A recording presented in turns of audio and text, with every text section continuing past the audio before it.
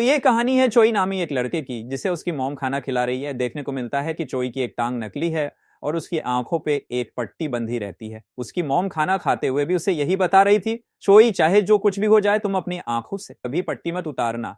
इनकी इन्हीं बातों के दौरान जोई के डैड भी घर आ गए। वो इन दोनों पे गुस्सा थे क्योंकि ये दोनों आज घर से बाहर गए थे। चोई कि डैड को लगा कि इन दोनों ने घर से भागने की कोशिश की है और इसी गुस्से में वो चोई की मॉम को मारने लग जो इसे सा नहीं कि और उसने अपनी मॉम को बचाने के लिए अपनी आंखों से पट्टी उतार दी। हालांकि जोई की मॉम उसे मना भी करती रही।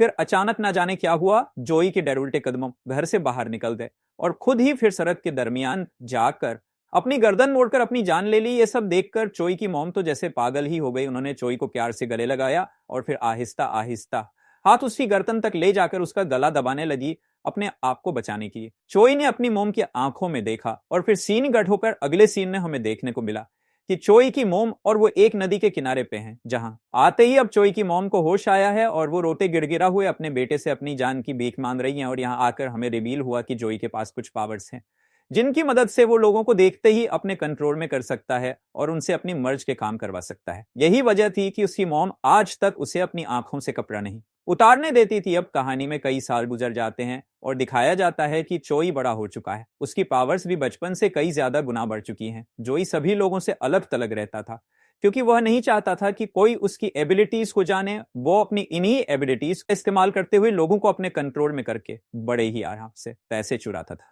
और अपनी सारी जरूरतें पूरी कर लेता था रहने के लिए। अब उसके पास कोई घर तो नहीं था, लेकिन मौलीशान होटल के स्टाफ को अपने कंट्रोल में करके वहां रहता है।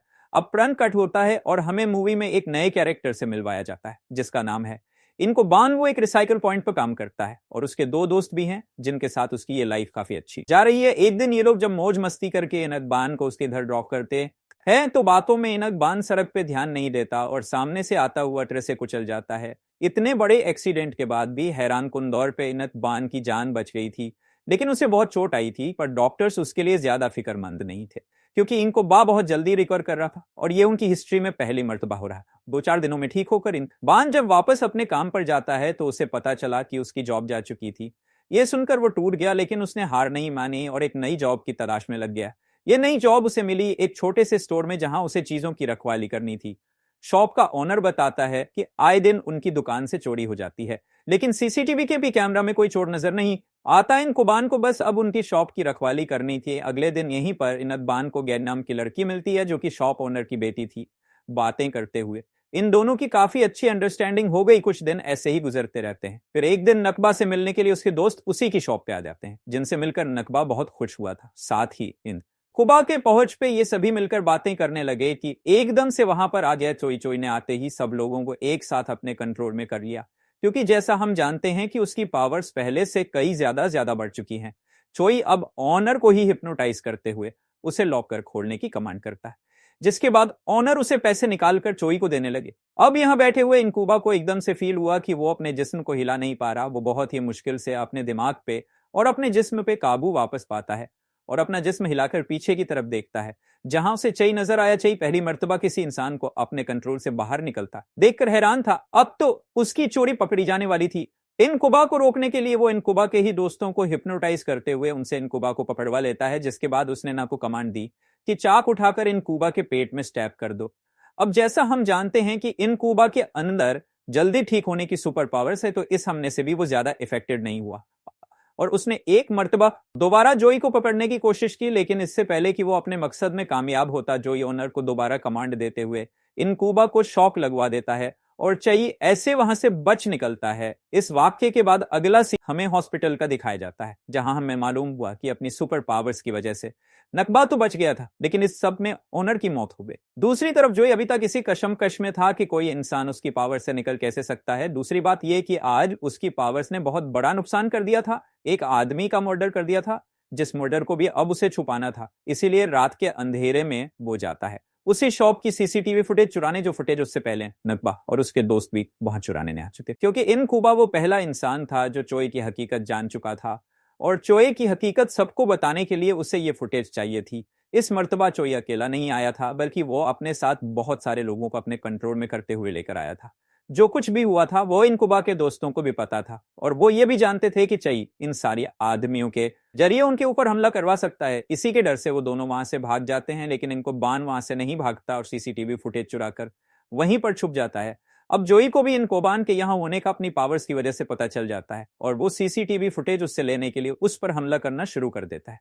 लेकिन इनको बान बचकर बाहर अपनी वैन में आ गया। यहाँ आकर उसने देखा कि अब जोई बिल्कुल अकेला था। अब वो उसके ऊपर हमला करने की भी कोशिश नहीं कर रहा, ना ही उससे लड़ने की। और तब वो ये बात समझ गया कि चोई को हमला करने के लिए लोगों की जरूरत होती है। मौके का फायदा उठाकर उसने चोई को पकड़ने के लिए उसका पीछा करना शुरू कर दिया। अब एक सुनसान जगह पर जाकर जोई रुक गया और उसके पीछे इनको बान ने भी गाड़ी रोक ली। अब जैसे ही इनको बान गाड़ी से उतरा, उसके ऊपर काफी सारे लोगों ने हमला कर दिया था।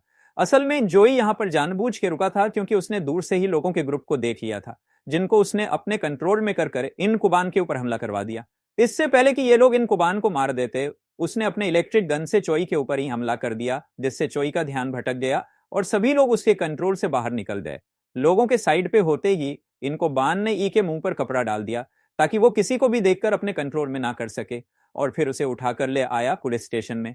उसने पुलिस वालों को सारी बात बताई कि कैसे चोई अपनी सुपर पावर से लोगों को कंट्रोल करके चोरियां करता है, और उसने एक मर्डर भी किया हुआ है। अजीब सी कहानी थी। पुलिस वालों ने ऐसा कभी केस पहले सुना ही नहीं था, इसलिए उन्हें लगा कि इनको बान पागल है, शायद वो नशा करके आया है। लेकिन इनको बान ने उसे कहा, प्लीज मेरी बातों पर यकीन करें। अब एक पुलिस वाला जोई का चेहरा खोलने वाला। हाँ, इनको बान पीछे से चिल्लाता रह गया, नहीं मत खोले इनका चेहरा। लेकिन पुलिस वालों ने एक ना सुनी और उसका चेहरा खोल दिया, और ऐसे फौरन चोई ने उन सबको अपने कंट्रोल में कर लिया। जोई सभी पुलिस वालों को अपने कंट्रोल में करते हुए इनक बान पर हमला करवा देता है, लेकिन किसी तरह बचकर वो पुलिस स्टेशन से बाहर निकल आया। चोई को अब इनको बान से खतरा महसूस होने लगा था। वो इनको बान को मारना चाहता था, इसलिए उसने इनको बान का पीछा किया, जो अब एक रेलवे स्टेशन पे आ चुका था। यहाँ पर चोई एक साथ रेलवे स्टेशन पर खड़े हुए सभी लोगों को अपने कंट्रोल में कर लेता है, लेकिन फिर भी इनक बान नजर नहीं आया। इनको बान को ढूंढने के लिए उसने एक औरत को कमांड दी अपना बच्चा जल्दी ट्रेन के आगे फेंकने की। वो जानता था कि इस बच्चे को बचाने के लिए इनको बान जरूर आगे आएगा, और उसकी सोच के बिल्कुल मुताबिक हुआ भी ऐसा। अकबान उस बच्चे को बचाने के लिए सामने आ गया। उसने बच्चे को तो बचा लिया, लेकिन खुद उसे बहुत ज्यादा चोट आ गई। इनकबान की इतनी बुरी हालत हो चुकी थी कि चोई जानता था अब वो मर जाएगा, लेकिन एक चीज जिससे वो अनजान था वो थी इनकुबान की जल्दी ठीक होने वाली सुपर पावर्स। इस सारे वाकये के बाद जोई ने अपने कंट्रोल से सबको आजाद कर दिया और चुपचाप वहां से निकल गया अपने आलीशान होटल। जब वापस आया तो उसने देखा कि उसके कमरे में बहुत सारे पुलिस ऑफिसर्स इन्वेस्टिगेशन कर रहे थे, जिन सबको रूम में आते ही उसने कंट्रोल में किया और सबको बाहर निकाल दिया। सीन कट होकर दोबारा इनकुबान को दिखाया जाता है, जो बिल्कुल ठीक ठाक अब अपने दोस्त के गैराज में बैठा है। उसने अपने दोस्त को सारा वाकया बताया कि कैसे चोई ने उसे पकड़ने के लिए एक बच्चे की जान को खतरे में डाल दिया। वो कितना सफादल कुबान की बात पे यकीन कर लेते हैं और फैसला करते हैं कि मिलकर चोई को मारेंगे। यहाँ पर पुलिस को भी चोई के बारे में शक होने लगा था। इन्वेस्टिगेशन करने के लिए वो चोई की मॉम के घर पहुंच जाते हैं और चोई को इस चीज की खबर होने पर वो वक्त से पहले वहां पहुंच गए। सभी पुलिस ऑफिसर्स को मार देता है। अब तो उसे अपनी मॉम भी अपने लिए खतरा लगने लगी थी, इसलिए उसने सोचा कि वो अपनी मॉम को ही मार देगा। लेकिन जब उसने अपनी मॉम के ऊपर गन पॉइंट की तो उसकी आंख में आए आंसू ने उसे रोक दिया जाते हुए। वो अपनी मॉम के लिए कुछ पैसे भी छोड़ के गया जो उसने थोड़ी ही देर पहले चुराए थे। यहाँ पे हमें पता चला है कि चोई को मारने के लिए एन कुबान के एक दोस्त ने एक ऐसी वैन डिजाइन की है जिसकी बैक पे फ्लैश लगे हैं, ऐसे फ्लैश जिससे कुछ देर के लिए चोई को अंधा कर सकते हैं और उसके कंट्रोल से बाहर निकलकर उसे पकड़ सकते हैं। इसी मिशन और प्लान के चलते ये लोग चोई को ढूंढने के लिए निकल गए। अभी चोई उन्हें मिला नहीं था कि इनको बांध के रास्ते, फिर उसकी आंख लग गई खुली गाड़ी में आने वाले जोरदार झटके की वजह से, और उसने देखा कि उसका एक दोस्त उसके दूसरे ड्राइव करते हुए दोस्त के ऊपर हमला कर रहा था। ये देखते ही वो समझ गया कि ये काम चोई का है। चोई ने इन्हें कंट्रोल में किया हुआ है और वो कहीं दूर से इनके ऊपर नजर रखे हुए। इनको बान उसे ढूंढने के लिए गाड़ी से उतर गया। दूरों से चोई देख भी गया जो एक बिल्डिंग के अंदर जा रहा था उसे पकड़ने के लिए। वो भी जब बिल्डिंग के अंदर गया तो उसने यहां पर आके देखा कि चोई ने बहुत सारे लोगों को अपने कंट्रोल में किया हुआ है। अब सभी लोगों को कंट्रोल करते हुए वो इन्हीं लोगों की आवाज में इनको बान से बात कर रहा था। जॉइन से कहा, देखो जब से तुम आए हो तब से चीजें गड़बड़ हो रही है। वह चुपचाप चोरी करता था, चला जाता था, किसी की जान खतरे में नहीं आती थी, लेकिन जब तुम आए सब गड़बड़ हो गया, मैंने मर्डर कर दी और ऐसे इस सारी चीजों के पीछे जिम्मेदार हो तुम। ये बताने के बाद अब चोई ने लोगों को एक एक करके छत से नीचे गिराना शुरू कर दिया। जिनकी जान बचाने के लिए इनको बान कुछ कर भी नहीं सकता था, वो खुद ही यहां से बाहर निकल गया। चोई भी उसके पीछे बाहर निकला, जहां इनकुबान के दोनों दोस्तों ने क्लियर गन से चोई के ऊपर हमला किया, जिसका कोई खास फायदा तो हुआ नहीं। लेकिन जॉय ने एक और मैं तोबा उन्हें अपने कंट्रोल में करके रोक लिया, जिसके बाद इनक बहन को उसके दोस्त देखे नहीं पागलों की तरह। इनको अपने दोस्तों को ढूंढता रहा, लेकिन उसकी घंटों की तलाश भी जाया हो गई। हार कर वो जब अपनी शॉप में पहुंचा तो उसने देखा कि उसके दोनों दोस्त फांसी से लटके हुए थे, और वह जानता था कि यह काम भी जॉय का है। इससे पहले कि वो कुछ करता, यहां जॉय भी उसे अपने जाल में फंसाकर फांसी से लटका देता है और खुद तीनों को मरता है, छोड़कर यहां से बाहर निकल जाता है। कोबान भी मर ही जाता, लेकिन किस्मत से उसे पास पड़ा एक कटल दिख गया, जिसकी मदद से उसने रस्सी तोड़कर अपनी जान बचा ली। लेकिन वो अपने दोस्तों को नहीं बचा पाया और इस वजह से वो बहुत दुखी था। अब इससे पहले चोई कोई और गड़बड़ी ना कर देता, वो चोई को रोकने के लिए जैसे ही बाहर गया तो उसने देखा कि चोई यंग की गाड़ी में बैठ चुका है, उससे लिफ्ट मांगते हुए। वो समझ गया कि अब उदयन की भी जान खतरे में है, इसीलिए वो इन दोनों का पीछा करता है। पीछा करते हुए उसने बहुत मृत बाई एन को रोकने की कोशिश भी की, लेकिन चई ने उसे पहले से ही अपने कंट्रोल में किया हुआ था। सरकपा चोई इनको बान को रोकने के लिए सरकपा मौजूद सभी ड्राइवर्स को अपने कंट्रोल में करके एक टाइम पे उनसे ब्रेक लगवा देता है, ताकि वहां बहुत बुरा एक्सीडेंट हो और इनको बान मारा जाए। लेकिन उसके मरने से पहले ही उसे अपनी गाड़ी के अंदर अपने दोस्तों की सफाई दी, जिन्होंने उसे एक स्पेशल बटन के बारे में बताया, जो बटन दबाते ही गाड़ी किसी रॉकेट की रफ्तार से एक्सीडेंट होने से पहले ही वहां से निकल गई। इसके बाद हमने देखा कि चाइना को लेकर एक ऊंची बिल्डिंग में आ चुका था। वो यहां से गिराकर ना को मारना चाहता था, ताकि उसके डैड यानी शॉप ओनर के मर्डर का केस करने वाला कोई इस दुनिया में रहे ही ना। वक्त रहते ही इनको वहां पहुंच गया और ऊपर जाते ही उसे दिखा चोई, जिसे वो जाकर ही मारना शुरू कर देता है। वो चोई को बिल्कुल मार ही देता, लेकिन उससे पहले ही उसने देखा कि साइड रनिंग के ऊपर यन खड़ी हुई है, जिसकी जान खतरे में थी।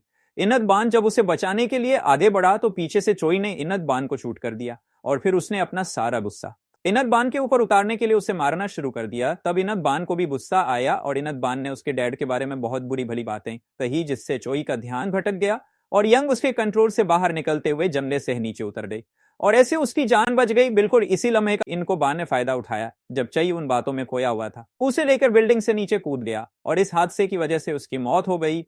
लेकिन इनको बाहन खुद अपनी जल्दी ठीक होने वाली सुपर पावर्स की वजह से उस दिन जिंदा बच गया। अब सीन कट होकर हमें कुछ टाइम बाद का सीन दिखाया जाता है, जहां जिंदा होने के बावजूद इनको बान अभी पैरालाइज्ड है, और वो एक रेलवे स्टेशन पे है, जहां उसकी मुलाकात होती है गंग से। उससे पता चला कि गंग अब एक एयर होस्टेस बन चुके हैं। इनकी इन्हीं बातों के दौरान इन्होंने देखा कि एक बच्चा ट्रेन की पटरी की तरफ बढ़ रहा था। वो यहां से गिरकर मर जाता, लेकिन कोई उसकी मदद को आगे ना बढ़ा और ट्रेन तेजी से वहां से गुजर गई। सब लोगों ने डर की आंखें बंद कर ली थी, और जब सबने आंखें खोली तो देखा कि नकबा ने उस बच्चे की जान बचा दी है। ये देखकर गेंद भी खुश हुई, और बस यही दिखाते हुए ये कहानी यहां खत्म हो गई।